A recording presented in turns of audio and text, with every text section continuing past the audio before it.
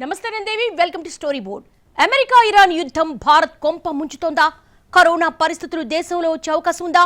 యుద్ధం సుదీర్ఘకాలం కొనసాగుతుందని మోడీ చెప్పడం వెనుక ఆంతర్యం ఏంటి? సంక్షోభ పరిస్థితులు వస్తాయని ప్రజలంతా సిద్ధంగా ఉండాలని మోడీ ఎందుకు హెచ్చరిస్తున్నారు? ప్రజలు అన్ని రకాలుగా కష్టాలు ఎదుర్కోబోతున్నారా? నిత్యావసర ధరలు పెరుగుతాయా? ఎలాంటి పరిస్థితులు వచ్చినా ఎదుర్కోవడానికి ప్రజలు అప్రమత్తంగా వ్యవహరించాల్సిందేనా? దేశంలో మళ్లీ కరోనా పరిస్థితులు రిపీట్ అవుతాయా? కోవిడ్ లాంటి సంక్షోభం వస్తుందని ముందు జాగ్రత్తతోనే ప్రధాని మోడీ హెచ్చరిస్తున్నారా? ఎలాంటి కష్టాలు వచ్చినా ఎదుర్కోవడానికి సిద్ధంగా ఉండాలని హెచ్చరిస్తున్నారా? లేదంటే ప్రజలను మానసికంగా సిద్ధం కమ్మని చెప్తున్నారా? ఇప్పుడు ఇదే దేశవ్యాప్తంగా చర్చనీయాంశంగా మారింది. అమెరికా ఇరాన్ యుద్ధం 26 రోజులుగా కొనసాగుతూనే ఉంది. అమెరికా ఇజ్రాయెల్ దాడులకు టెహ్రాన్ ధీటుగా సమాధానమిస్తోంది. అమెరికా ఇజ్రాయెల్ను ఊహించని విధంగా దెబ్బతీస్తోంది. ట్రంప్ చర్చలకు రావాలని పిలుపునిస్తున్నా ఇరాన్ మాత్రం యుద్ధంలో వెనకడుగు వేసే ప్రసక్తే లేదని కుండబద్దలు కొడుతోంది. దీంతో యుద్ధం ఇంకెంతకాలం కొనసాగుతుందో చెప్పలేని పరిస్థితులు నెలకొన్నాయి. ఈ యుద్ధం ప్రపంచాన్ని సంక్షోభంలోకి నెడుతోందా అంటే తాజాగా పరిస్థితులు గమనిస్తే అవుననే సమాధానం వినిపిస్తోంది. హర్మూజ్ జలసంధి మూసివేతతో అనేక దేశాలకు పెట్రోల్, డీజిల్ సరఫరాలో తీవ్ర అంతరాయం ఏర్పడుతోంది. మరోవైపు ప్రపంచవ్యాప్తంగా గ్యాస్ కొరత మొదలైంది. పలు దేశాలు చమురు, గ్యాస్ సమస్యల నుంచి బయటపడేందుకు ఇరాన్తో చర్చలు జరుపుతున్నాయి. చమురు, గ్యాస్ సరఫరాకు ఇబ్బందులు లేకుండా చూడాలని కోరుతున్నాయి. అమెరికా ఇరాన్ యుద్ధం కొనసాగుతున్న వేళ ప్రధానమంత్రి నరేంద్ర మోడీ సంచలన వ్యాఖ్యలు చేశారు. ప్రపంచం ఎదుర్కొంటున్న తీవ్ర పరిస్థితులు చూస్తుంటే దిగులు కలుగుతోందని ఆందోళన వ్యక్తం చేశారు. ఎలాంటి విపత్తులు ఎదురైనా 140 కోట్ల మంది భారతీయుల సమైక్య కృషితో దేశం ముందుకు సాగుతోందని అన్నారు. ప్రస్తుత యుద్ధ పరిస్థితుల్లో కూడా భారత్ అనుసరిస్తున్న విధానాలు, వ్యూహాలను చూసి ప్రపంచ దేశాలు ఆశ్చర్యపోతున్నాయని మోడీ తెలిపారు. కోవిడ్ సమయంలో ఆ తరువాత దేశం అనేక సవాళ్లను ఎదుర్కొందని గుర్తు చేశారు. భారత్ను, భారతీయులను ప్రతి సంవత్సరం పరీక్షకు గురిచేసిందని తెలిపారు. అయితే 140 కోట్ల మంది భారతీయుల సమిష్టి కృషి దేశాన్ని ముందుకు నడిపిందన్నారు. हमें धीरज के साथ, संयम के साथ, शांत मन से हर चुनौती का मुकाबला करना है. आदरणीय सभापति जी, जैसा कि हम देख रहे हैं कि इस युद्ध को लेकर पल पल में हालात बदल रहे हैं, इसलिए मैं देशवासियों से भी कहूंगा कि हमें हर चुनौती के लिए तैयार रहना ही होगा.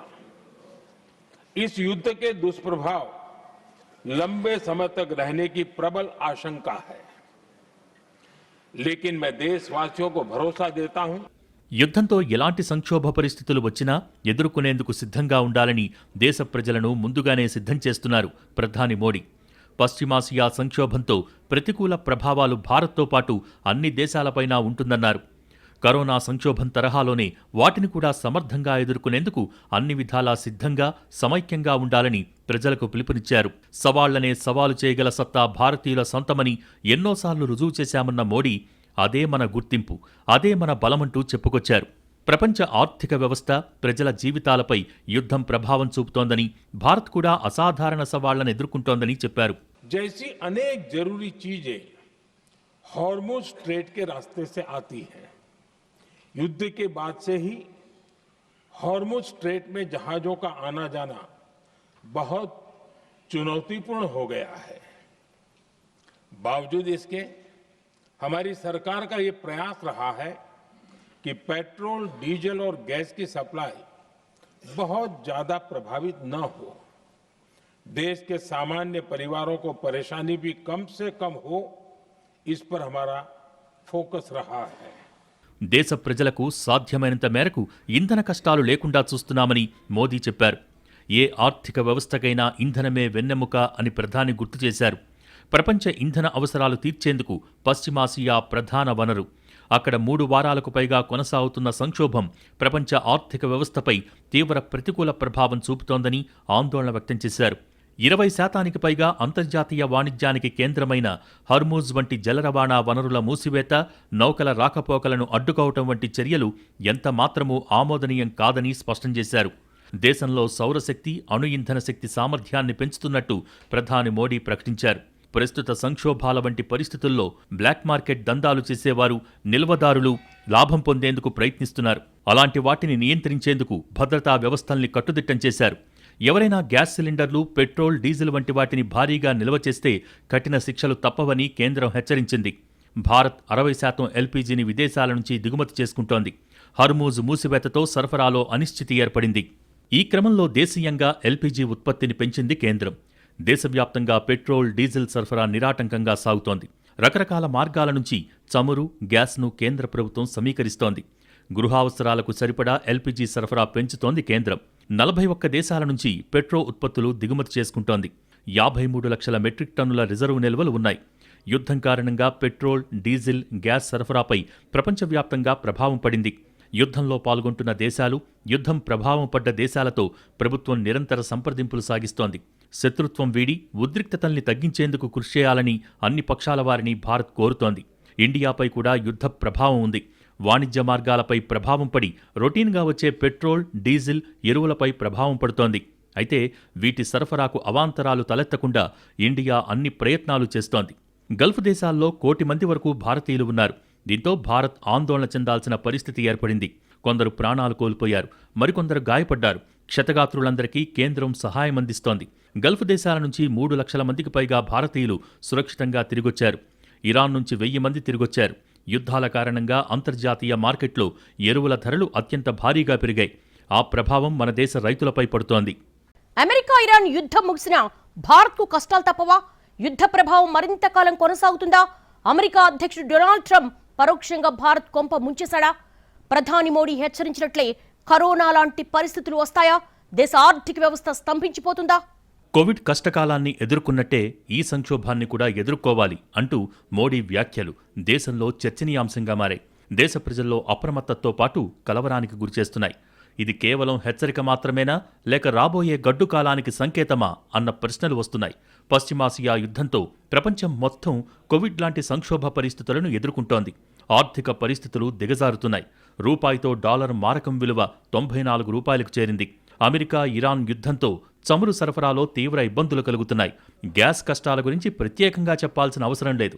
జనం గ్యాస్ ఏజెన్సీలకు క్యూ కడుతున్నారు. రోజుల తరబడి సిలిండర్ కోసం వెయిట్ చేస్తున్నారు. నిత్యావసరాల ధరలు ఊహించని విధంగా పెరిగిపోతున్నాయి.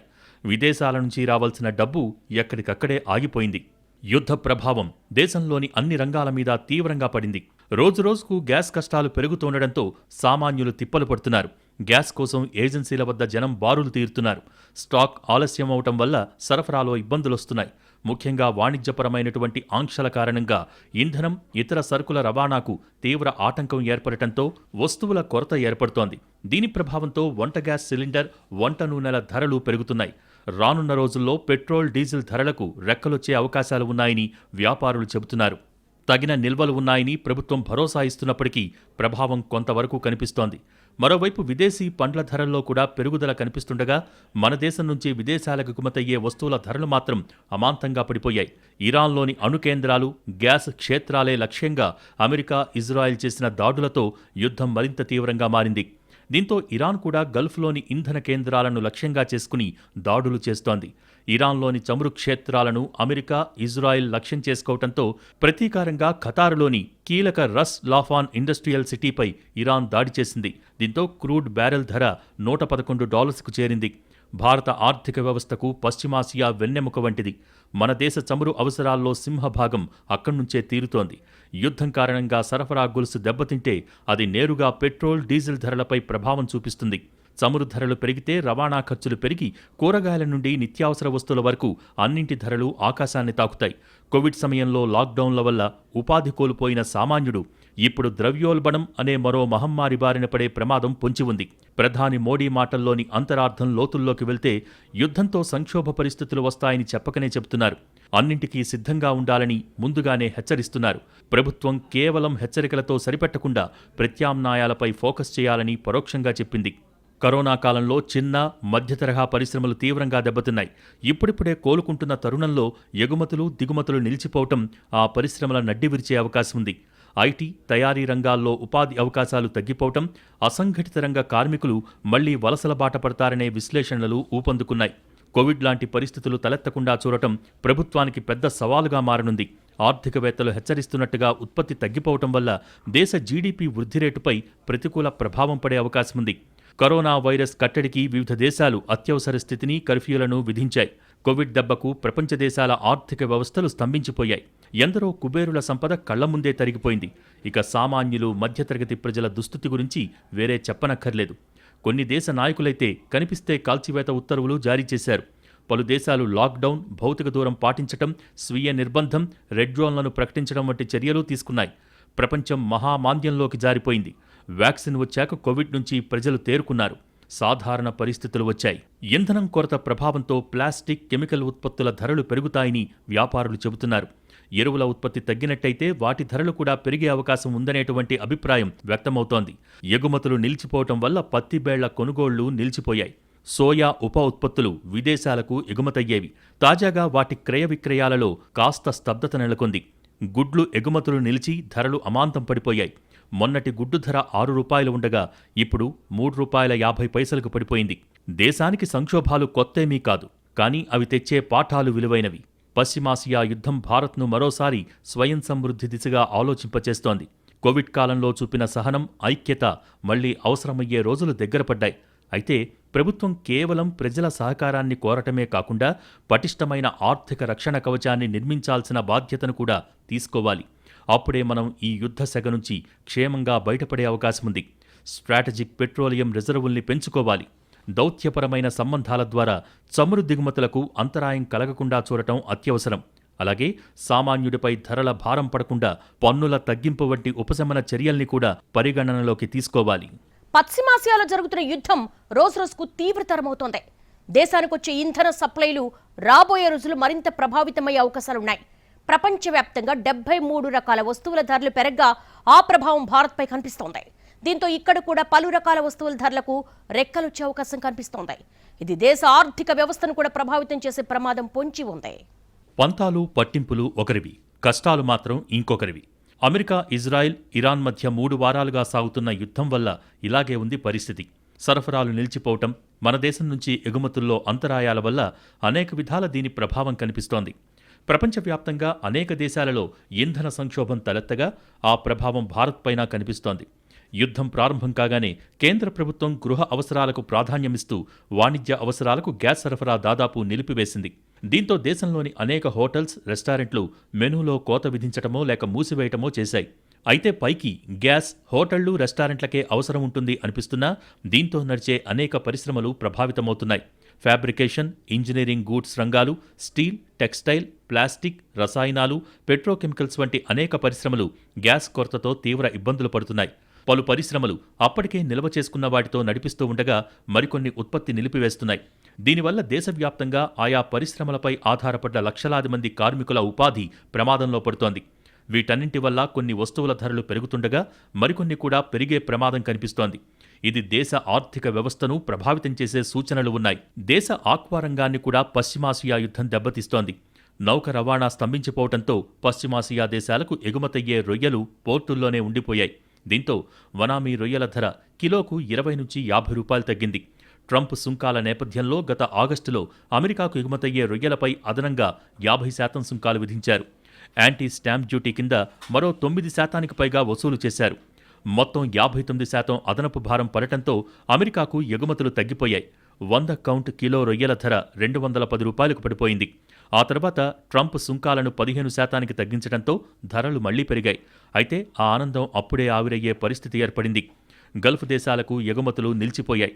దీంతో మళ్లీ ధరలు తగ్గిపోయాయి. యుద్ధం మరింతకాలం కొనసాగితే ధరలు కుప్పకూలి తీవ్రంగా నష్టపోతామని రొయ్యల సాగుదారులు ఆందోళన వ్యక్తం చేస్తున్నారు. యుద్ధ జ్వాలలు పరిసర దేశాల్ని ప్రత్యక్షంగా, దిగుమతులు ఎగుమతులపై ఆధారపడ్డ దేశాల్ని పరోక్షంగా కాల్చేస్తున్నాయి. ఇక్కడే భారత్ ఊహించని సవాళ్లను ఎదుర్కొంటోంది. దేశీయ చమురు అవసరాల్లో 85% వరకు దిగుమతులపైనే ఆధారం. యుద్ధానికి ముందు వరకు భారత్కు వచ్చే చమురు సరఫరాలో 40-50% హర్మోజ్ జలసంధి ద్వారానే సాగేది. ఇప్పుడా జీవనాడి బిగుసుకుపోయి ఇక్కడ అనేక రంగాలకు ఊపిరాడనివ్వకుండా చేస్తోంది. ఇంధన, ఏవియేషన్ రంగం ఆ కష్టనష్టాల్లో ముందు వరుసలో నిలుస్తోంది. ముడి చమురు మంటతో విమానయాన ఇంధన ఖర్చులు పెరిగి టికెట్ ధరలు భారీ స్థాయిలో ఎగబాకాయి. ఇదే సమయంలో మన దేశ యూరియా, ఎన్పీకే వంటి ఎరువుల అవసరాల్లో 40% గల్ఫ్ నుంచే తీర్చుకుంటోంది. ఇప్పుడు ఆ సరఫరా ఆగటం వల్ల సాగు ఖర్చులు పెరిగి ఆహార భద్రతపై ప్రభావం పడే ప్రమాదం నెలకొంది. దుబాయ్, అబుదాబి వంటి ప్రాంతాలలో కార్యాలయాలు ఉన్న భారతీయ టెక్ కంపెనీలు, మౌలిక సంస్థల వ్యాపారాలు మందగింపు దశలో ఉన్నాయి. ఎగుమతులు, దిగుమతులకు సంబంధించిన ఇన్సూరెన్స్ ప్రీమియంలు, షిప్పింగ్ ఛార్జీలు పెరగటం వల్ల భారత ఎగుమతిదారులు తీవ్రంగా నష్టపోతున్నారు. యుద్ధం మొదలైన తర్వాత ఒక్క ఎల్ఐసీనే 70,000 కోట్ల మేర పెట్టుబడుల్ని నష్టపోయింది.